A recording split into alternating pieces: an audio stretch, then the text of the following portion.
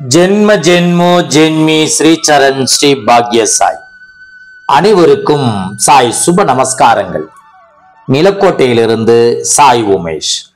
ஸ்ரீ சாய் சகஸ்ர நாமாவளி ஸ்லோகம் 731. ஓம் மாதவராய தேஸ்பாண்டே சத்யுசாகாய கிருதே நமகே. தமக்கு தோழன் போலிருந்த மாதவராவ் தேஸ்பாண்டேக்கு உதவி புரிந்தவருக்கு நமஸ்கார். சீரடி குக்கிராமத்தில் ஒரு ஆரம்ப பள்ளியில் மாதவராவ் தேஸ்பாண்டே ஆசிரியராக இருந்தார். அவருக்கு பாபாவிடம் நம்பிக்கை எப்படி வளர்ந்தது என அவரே கூறுகிறார். நான் பள்ளியிலே தூங்குவது வழக்கம்.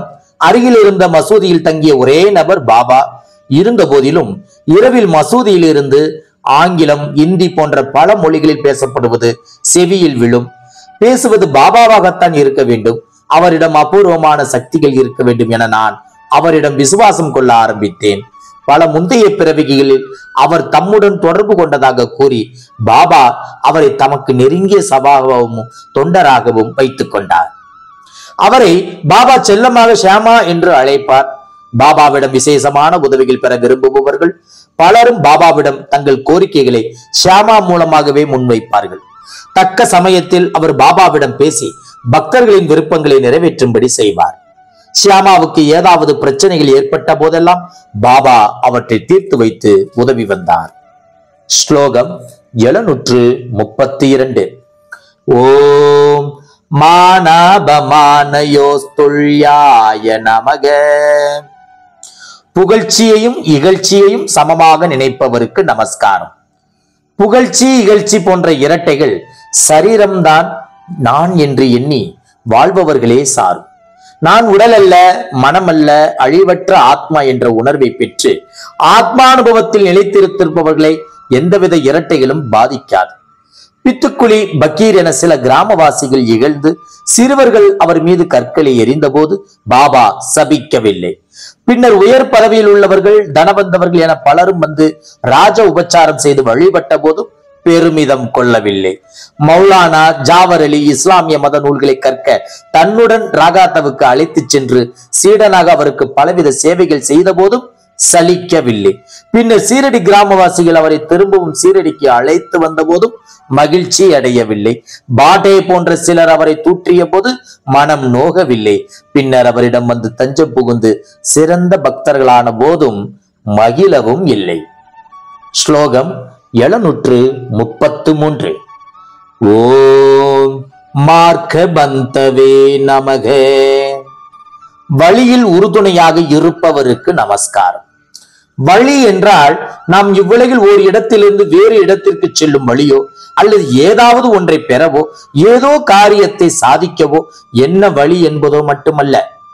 இவற்றிலும் பாபா பக்தர்களுக்கு தோன்றா துணையாக இருந்து உதவிய சம்பவங்கள் பல பல.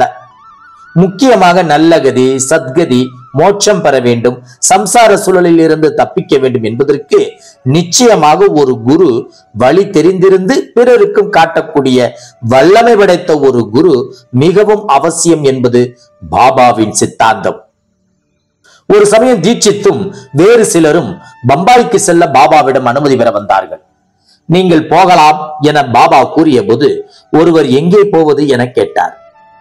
பாபா விஷயத்தை ஆன்மீகத்தில் திருப்பி மேலே என பதிலளித்தார். அது சொர்க்கம் அல்லது பரமாத்மா என இருக்கலாம். அடுத்த கேள்வி, வழி என்ன? பல இடங்களிலிருந்தும் பல வழிகள் உள்ளன என கூறிய பாபா தொடர்ந்து இந்த இடத்திலிருந்தும் ஒரு பாதை உள்ளது. ஆனால் பாதையில் நிறைய தடங்கல்கள் இருக்கும், புலிகள், கரடிகள் கூட காணப்படலாம் என்றார்.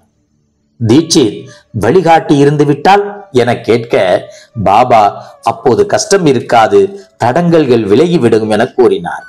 தாமே வழிகாட்டியாக வழித்துணையாக இருப்பதாக பாபா கூறியதன் பொருள் இதுவே. ஸ்லோகம் 734. ஓம் மாருதையே நமக.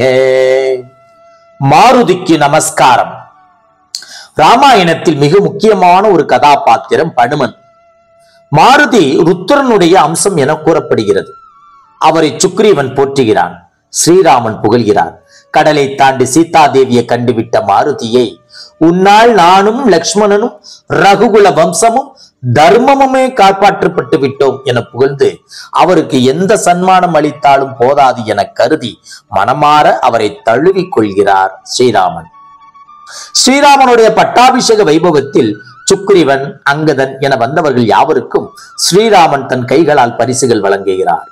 ஆனால் தயை, பலம், தைரியம், வீரம், புகழ், புத்தி கூர்மை எல்லாமுமே யாரிடம் சோபிக்கிறதோ அந்த ஹனுமனுக்கு சீதாதேவியே தன் கழுத்தில் இருந்த மணிகளால் கோர்க்கப்பட்ட திவ்ய ஆரத்தை பரிசாக அளிக்கிறாள்.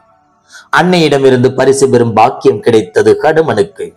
சீரடி மசூதிக்கு அருகில் இருந்த ஹனுமன் ஆலயத்தை கடந்து செல்லும் போதெல்லாம் பாபா கைகுவித்து வணங்கி செல்வது வழக்கமாம். மாருதி எப்படி பிரம்மச்சரியத்திற்கு எடுத்துக்காட்டோ அவ்வாறு பாபாவும் பிரம்மச்சரியத்தை கடைபிடித்தவர்.